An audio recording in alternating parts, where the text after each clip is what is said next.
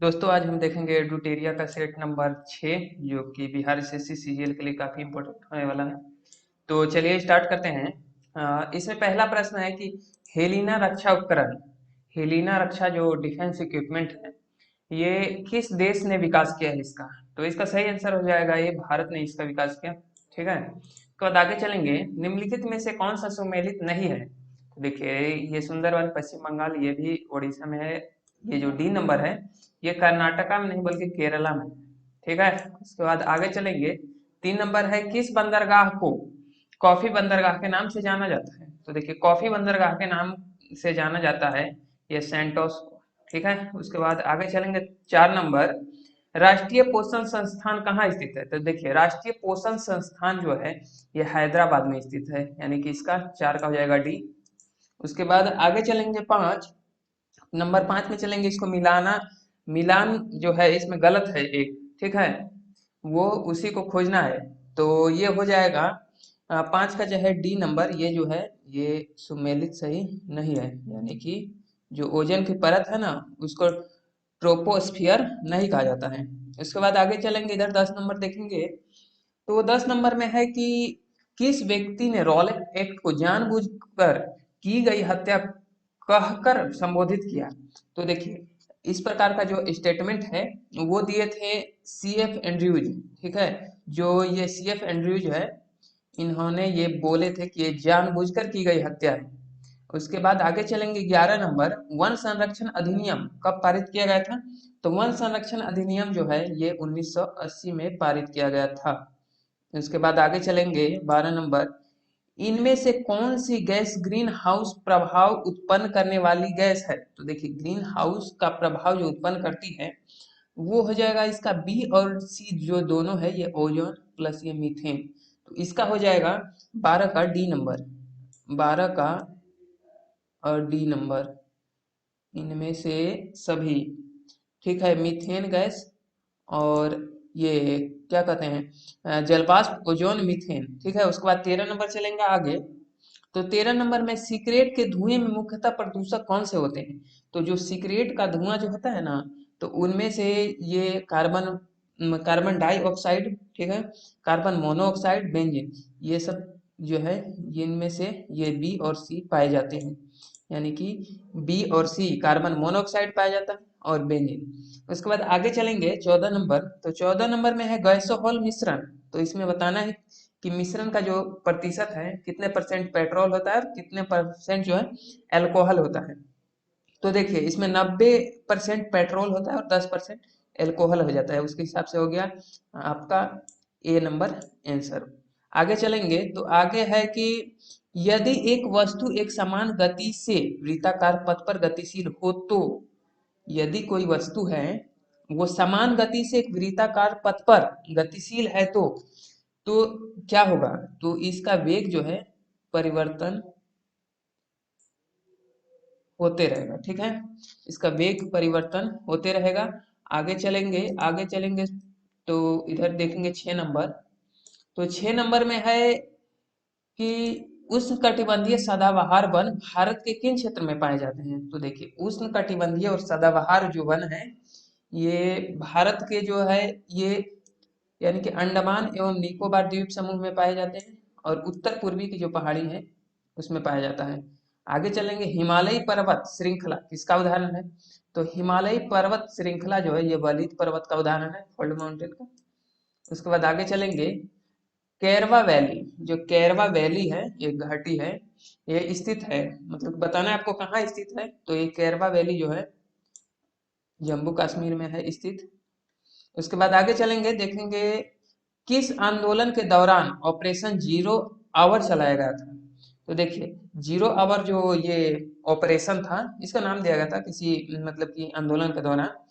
तो ये हो जाएगा बी नंबर, यानी भारत छोड़ो आंदोलन जो था इसी में ऑपरेशन जीरो आवर चलाया गया था। उसके बाद देखेंगे 16 नंबर। तो 16 नंबर में मिलान करना है तो हम मिला दे रहे हैं, आप देख लीजिएगा। 16 का हो जाएगा सी। उसके बाद आगे चलते हैं। बहिष्कृत भारत नामक पुस्तक का प्रकाशन किसने किया। तो देखिए बहिष्कृत भारत जो है इसके पुस्तक का प्रकाशन जो है भीमराव अंबेडकर के द्वारा किया गया था। आगे चलेंगे, आधुनिक भारत का निर्माता किसे कहा जाता है? तो देखिए आधुनिक भारत के निर्माता जो हैं, इन्हें कहा क्या कहते हैं, राजा राम मोहन राय, इन्हें आधुनिक भारत का निर्माता कहा जाता है। उसके बाद चलेंगे आगे, तो आगे देखेंगे 19 नंबर। तो 19 नंबर में है ड्यूस डबल फॉल्ट जैसे शब्द का प्रयोग किस खेल में होता है? तो यानी कि किस खेल से संबंधित है? तो ये जो है लॉन टेनिस से संबंधित है। उसके बाद देखेंगे आगे, प्राक्कलन समिति के संबंध में निम्न कथन पर विचार करना है। स्टेटमेंट दे दिया गया है, अब बताना है इसमें से बताना है कौन सही है। देखिए कौन सही है। तो देखिए इनमें सदस्यों की संख्या 25 होती है। देखिए प्राक्कलन समिति सबसे बड़ी समिति होती है, याद तो होगा ही, जिसमें 30 सदस्य होते हैं और सभी लोकसभा से होते हैं, राज्यसभा से नहीं होते हैं। और जिनके मुख्य का मनोनयन करता है कौन? लोकसभा अध्यक्ष। तो इसमें देखेंगे तो 20 का हो जाएगा डी, यानी कि केवल 4 जो है सही है, क्योंकि देखिए इसका कार्यकाल 1 वर्ष का होता है। 10 लोकसभा से, तो इसमें राज्यसभा के होते ही नहीं, 30 जो होते हैं लोकसभा के होते हैं। तो आगे चलेंगे, राज्यपाल का सम्मेलन की अध्यक्षता कौन करता है? देखिए राज्यपाल का जो सम्मेलन होता है उसका जो है अध्यक्षता जो है राष्ट्रपति करता है। तो 21 का हो गया राष्ट्रपति। उसके बाद आगे चलेंगे, मिलान करना है। इसमें से है, देखिए भाग 5 में क्या दिया गया है, यानी संघ के बारे में दिया गया है। उसके बाद भाग 10 में देखेंगे, तो भाग 10 में जो है भाग 10 में देखिए मिला दे रहे हैं। उसके बाद आप देख लीजिएगा, तो इसका हो जाएगा बी नंबर मिलाएंगे, यानी कि एक मिलेगा। देखिए इसका ये हो गया, एक मिलेगा, एक देखिए भाग संघ ये मिल जाएगा इसी में, ठीक है, मिला लीजिएगा। उसके बाद देखेंगे आगे, तो आगे देखेंगे किस प्रस्ताव को पारित किए जाने पर जो मंत्री परिषद है उनको इस्तीफा देना पड़ेगा। देखिए अविश्वास प्रस्ताव है, या यदि पास हो गया तो ये क्या सरकार गिर जाती है, यानी कि उसके पास बहुमत है ही नहीं।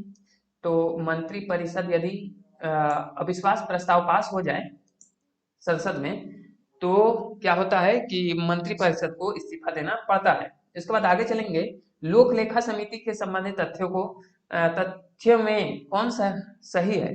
तो यहाँ सही बताना है। तो देखिए इसमें कुल 22 सदस्य होते हैं। तो देखिए 28 नंबर जो है, इसमें 22 सदस्य तो होते हैं, ठीक है, जिसमें से 15 लोकसभा में से और 7 राज्यसभा में से चुने जाते हैं, ठीक है। तो देखिए यहाँ दे दिया है 2 नंबर में, इसमें से राज्यसभा के 15 सदस्य होते हैं, तो 22 टोटल होते हैं और 7 राज्यसभा से चुने जाते हैं। तो देखिए इसका आंसर बता दे रहे हैं, तो इसका आंसर हो जाएगा 1 और 3 जो है सही है, ठीक है। उसके बाद आगे चलेंगे, गिल्ड एंड, ठीक है, गिल्ड एज मार्केट जो है निम्न में से किससे संबंधित है? तो ये जो है सरकारी प्रतिभूति यानी कि बॉन्ड वगैरह व्यापार से रिलेटेड शब्द है। इसके बाद आगे चलेंगे, चालू खाते के संदर्भ में किस वर्ष रुपए का पूर्ण रूप से परिवर्तनीय घोषित किया गया था? तो देखिए ये जो है, ये जो 1994 में इसको परिवर्तनीय घोषित किया गया था, ठीक है। उसके बाद चलेंगे आगे, डायामेटिना गर्त, ठीक है, किस महासागर में स्थित है? तो ये जो डायामेटिना गर्त जो है ना, ये आपका मिलेगा हिंद महासागर में, याद रखेंगे इसको। उसके बाद आगे चलेंगे, तो आगे है बरमूडा त्रिभुज का त्रिकोण किस महासागर में स्थित है? तो जो बरमूडा त्रिभुज का त्रिकोण है ना, ये जो है आपका उत्तर पश्चिम अटलांटिक महासागर में स्थित है। उसके बाद आगे चलेंगे, देखेंगे 23 नंबर है, आयरलैंड के संविधान से भारतीय संविधान में, ठीक है, क्या लिया गया है?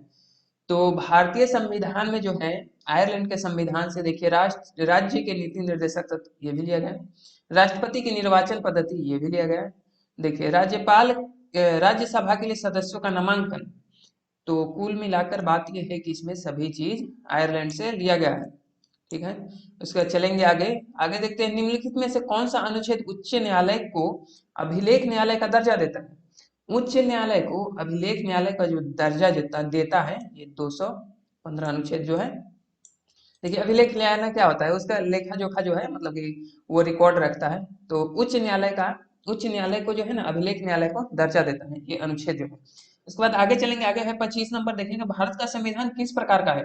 तो देखिए भारत का जो संविधान है ना, साधारणतः एकात्मक भी है, विशेष स्थिति में संघात्मक भी है, ठीक है। उसके बाद आगे चलेंगे, देखेंगे 26 नंबर, भारत का संविधान कहता है कि अवशिष्ट अधिकार किसके पास रहेगा। तो देखिए अवशिष्ट अधिकार किसके पास रहेगा, तो ये संघ की संसद के पास रहेंगे। संघ की संसद यानी कि संसद जो होता है, देखिए ऑप्शन संसद जो होता है इनमें से क्या कहते हैं, अनुच्छेद पढ़ेंगे 79, 80, 81, ये पढ़ेंगे तो इसमें देखेंगे कि संघ जो है 79 में पढ़ेंगे। तो जो ये संसद है वो तीनों यानी कि राष्ट्रपति, राज्यसभा, लोकसभा से मिलकर बना होता है। तो इसीलिए इसका हो जाएगा संघ की संसद के पास रहेंगे। उसके बाद देखिए अग्नेय चट्टान, अग्नेय जो चट्टान है उसमें ग्रेनाइट का रूपांतरण किस रूप में होता है, तो अग्नेय चट्टान जो है उसमें उसका नीस में रूपांतरण होता है। तो आगे देखेंगे 34 नंबर, तो 34 नंबर में है कि अंतरिम सरकार में मुस्लिम लीग के कितने प्रतिनिधित्व शामिल हुए थे, यानी कि प्रतिनिधि कितने शामिल हुए थे, तो ये हो जाएगा 5 प्रतिनिधि जो थे वो मुस्लिम लीग से आए हुए थे अंतरिम सरकार में, जो जिनको कोई कोई पद मिला था। तो आगे चलेंगे 35 नंबर, तो 35 नंबर में देखेंगे अनवार ए सुहाइली किसकी फारसी अनुवाद है, तो देखिए ये अनवार ए सुहाइली जो है ये पंचतंत्र का फारसी अनुवाद है, याद रखेंगे इसको। उसके बाद आगे चलेंगे, भारत में प्रिंटिंग प्रेस का आगमन किस देश की देन मानी जाती है, तो देखिए भारत में जो प्रिंटिंग प्रेस का विकास हुआ ना, तो एक्चुअली में ये पुर्तगालियों को, पुर्तगाल जो है देश उसी को देन मानी जाती है भारत में प्रिंटिंग प्रेस का। आगे चलेंगे 37 नंबर है कि राजा राम मोहन राय की मृत्यु के पश्चात ब्रह्म समाज का नेतृत्व किसने किया था, तो राजा राम मोहन राय की मृत्यु जब हो गई तो उनके बाद जो है देवेंद्र नाथ टैगोर जो है ये इन्होंने नेतृत्व किया किसका, ब्रह्म समाज का। उसके बाद आगे चलेंगे, आगे देखेंगे 38 नंबर, निम्नलिखित में से किन व्यक्तियों ने द्वितीय गोलमेज सम्मेलन में भाग लिया था, तो देखिए द्वितीय गोलमेज सम्मेलन जो हुआ था ना उनमें से तो महात्मा गांधी ने भाग लिया ही था, ठीक है। उसके बाद सरोजिनी नायडू ये भी भाग लिए थे। उसके बाद जो है मदन मोहन मालवीय यानी कि ये भी, मौलाना आजाद जो थे ये भाग नहीं लिए थे, तो इसका हो जाएगा 1, 2, 3 यानी कि डी नंबर। इसके बाद देखेंगे भक्ति आंदोलन को दक्षिण से उत्तर भारत लाने का श्रेय किसको दिया जाता है, देखिए दक्षिण भारत से जो है भक्ति आंदोलन को उत्तर भारत में लाने का श्रेय किसको दिया जाता है, तो ये हो जाएगा रामानंद को। रामानंद जी जो है इन्हीं को दक्षिण भारत से उत्तर भारत में भक्ति आंदोलन को लाने का श्रेय दिया जाता है, ठीक है। उसके बाद चलेंगे आगे 44 में, निम्न में से कौन सा रोग विटामिन ए की कमी के कारण होता है, ठीक है।